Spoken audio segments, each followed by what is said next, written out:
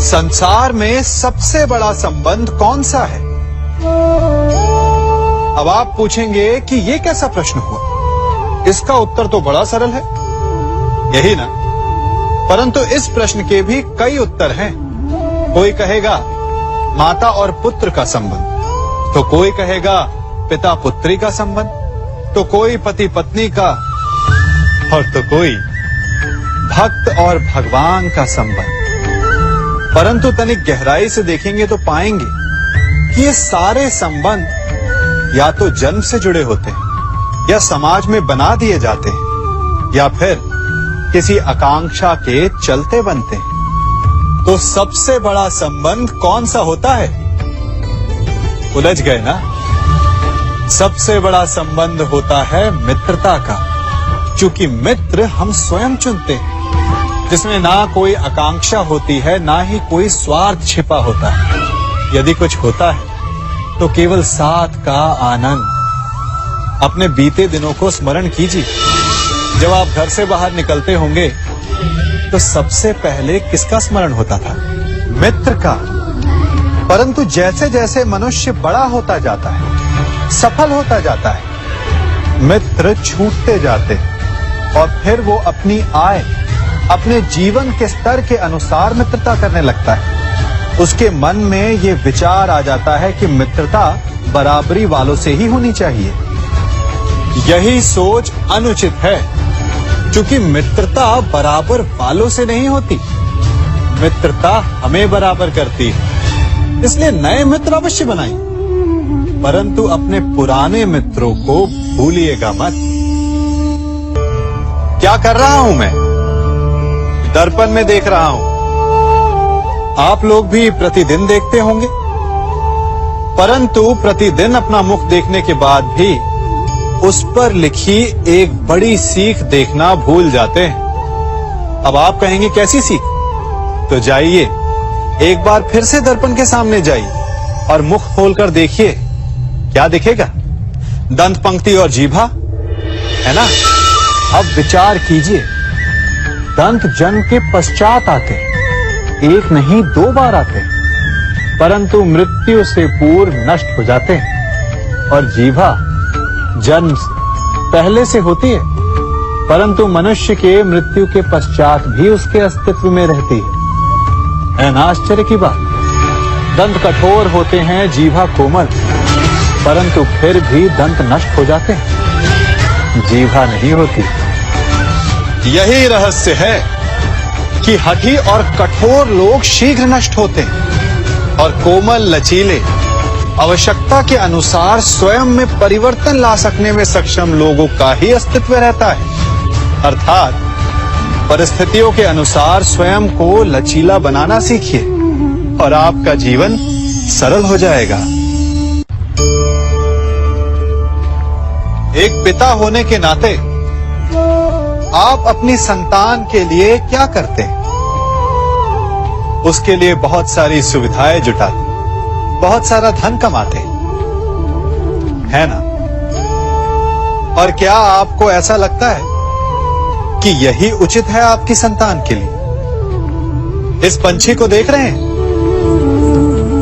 ये भी संतान को जन्म देता है, उन्हें पालता है, पोसता है, उड़ना सिखाता है और भोजन का प्रबंध भी करना सिखाता है। परंतु उनके बड़े हो जाने के बाद उनके लिए अलग से घोंसला नहीं बनाता। क्यों? क्योंकि यदि इसने संतान को सब कुछ करके दे दिया तो संतान क्या करेगी? वो अपनी संतान को तब तक भोजन कराता है जब तक उसकी संतान स्वयं भोजन का प्रबंध करने में सक्षम नहीं हो जाती। और उसका लाभ ये मिलता है कि उसी की भांति उसकी संतान आत्मनिर्भर बनती है। इसलिए अपनी संतान को उतनी ही सुविधाएं दें जितनी आवश्यक है। मोह को त्यागे। आपका उनसे मोह उन्हें कभी आत्मनिर्भर नहीं बनने देगा। अपनी संतान को कर्म करना सिखाइए। यदि आपकी संतान कर्म करना सीख गई तो वो धन स्वयं कमा लेगी और यदि वो आलसी अकर्मण्य बन बैठी तो आपके संचित धन का भी नाश कर देगी। संबंध एक सहारा होता है जीवन का, और संबंधी वो होते हैं जिनसे आवश्यकता पड़ने पर सहायता मांगी जा सके, जिन पर विश्वास किया जा सके कि बुरे समय में वो हमारे काम आएंगे। कभी ऐसा भी हुआ होगा कि आपके पास कोई सहायता मांगने आया, या ऐसा भी हो सकता है कि आप किसी के पास सहायता मांगने गए हो। परंतु प्रश्न ये उठता है कि क्या केवल किसी के मंतव्य में उसकी सहायता इसीलिए कर देनी चाहिए क्योंकि वो आपका संबंधी है? अब आप कहेंगे कि ये कैसा प्रश्न हुआ? तनिक सोचिए, एक अस्त्र बनाने वाला जब अस्त्र बनाता है तो ये अस्त्र किसको देना है उसका अधिकार उसी के पास होता है। वो चाहे तो ये अस्त्र किसी को भी दे सकता है, वो एक सैनिक को भी दे सकता है या एक डाकू को भी, और यही अस्त्र दो भिन्न कार्य कर सकती है। यदि डाकू के हाथों में आ गई तो उसका भय दिखाकर वो लोगों को लूटेगा, निरपराधों का रक्त बहाएगा। सहायता करने वाले की भी अवस्था ऐसी ही होती है। इसलिए किसी की सहायता करने से पूर्व ये विचार कर लेना आवश्यक है कि किसे क्या, कब और कितनी सहायता देनी चाहिए कि उसका दुरुपयोग ना हो। यदि आपकी सहायता से कोई अधर्म हुआ तो उसके उत्तरदायी आप ही होंगे।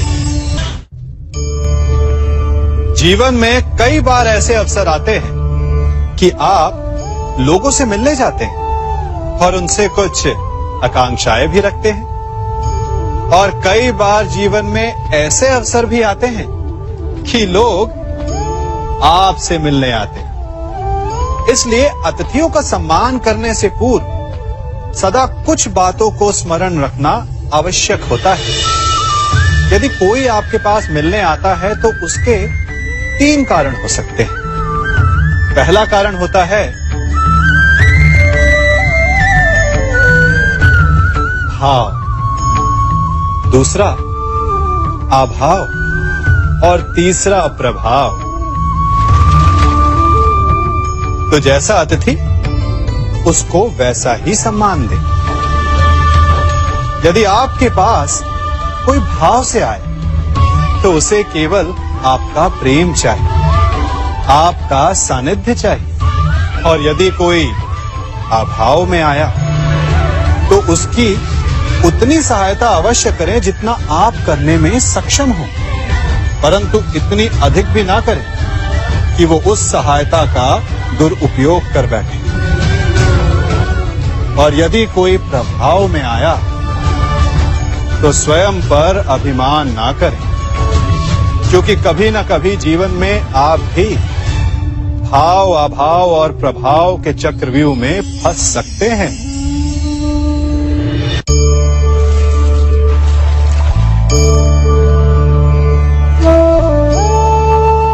यदि जल को मुट्ठी में कसकर बांधें तो जल कैसे अपना मार्ग बनाकर निकल जाता है? इसी धारा की भांति यही अवस्था हमारे अपनों के साथ भी होती है। अधिकतर हम जिनसे प्रेम करते हैं, हम सदा उन्हें अपने समीप रखना चाहते हैं, स्वयं से दूर नहीं होने देना चाहते। चिंता करते हैं, भय खाते हैं कि कहीं उनके साथ या उनसे कुछ बुरा घटित ना हो जाए, और ऐसे में हमारे अपने ही हमसे दूर हो जाते हैं, ठीक मुट्ठी में बंधे जल की भांति। इसलिए जिनसे आप प्रेम करते हैं उन्हें स्वतंत्र कर दीजिए, उनकी सोच को स्वतंत्र बनने दीजिए, उन्हें अपने मार्ग स्वयं ढूंढने दीजिए, क्योंकि आप सदा उनके साथ उन्हें मार्ग दिखाने के लिए नहीं रहने वाले। इसलिए अपनों के साथ अवश्य रहें, परंतु उन्हें बांधे नहीं। जन्म के पश्चात बालक जब पहली बार अपने नेत्र खोलता है तो उसका मन उत्सुकता से भरा होता है। कि ये संसार क्या है, उसे क्या दिख रहा है।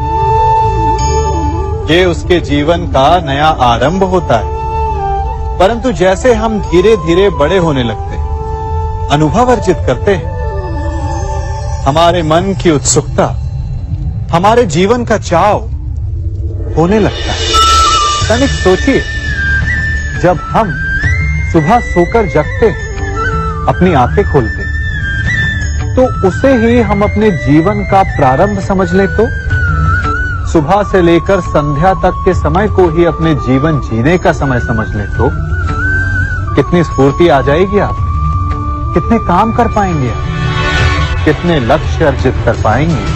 पलों से मिलकर घड़ी बनती, घड़ी से मिलकर प्रहर, प्रहर से मिलकर दिन बनते हैं और दिनों से माह और वर्ष। यदि आप अपना हर पल, हर प्रहर विश्वास से जिए, हर दिन उत्साह से जिए, तो आपका संपूर्ण जीवन सार्थक हो सकता है। मनुष्य अपना जीवन विश्वास पर जीता है, परंतु विश्वास किसका? तनिक सोचिए, किस पर विश्वास है आपको? महापुरुषों की कही बातों पर, ग्रंथों में लिखे ज्ञान पर, माता पिता की सीख पर, या मित्रों के दिए गए निर्देशों पर, या फिर मेरी कही बातों पर? ये सब विश्वास अपूर्ण है जब तक आपको स्वयं पर विश्वास ना हो।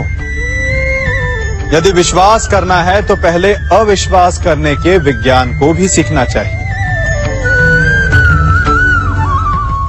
आप किसी की बातों पर विश्वास ना करें, आप अपने मन से पूछें, अपनी अंतरात्मा से प्रश्न करें, और जो उत्तर मिलेगा वही सबसे उचित होगा। जब आप अपने मन, अपनी अंतरात्मा पर विश्वास करना सीख जाएंगे तो नीति, ज्ञान सब आपके भीतर से स्वतः उमड़ेगा। और यदि आप स्वयं पर ही विश्वास ना कर पाए तो धर्म ग्रंथों में लिखे श्लोक, महापुरुषों की वाणी, माता पिता की सीख या मित्रों का निर्देश कोई भी लाभ नहीं दे पाए।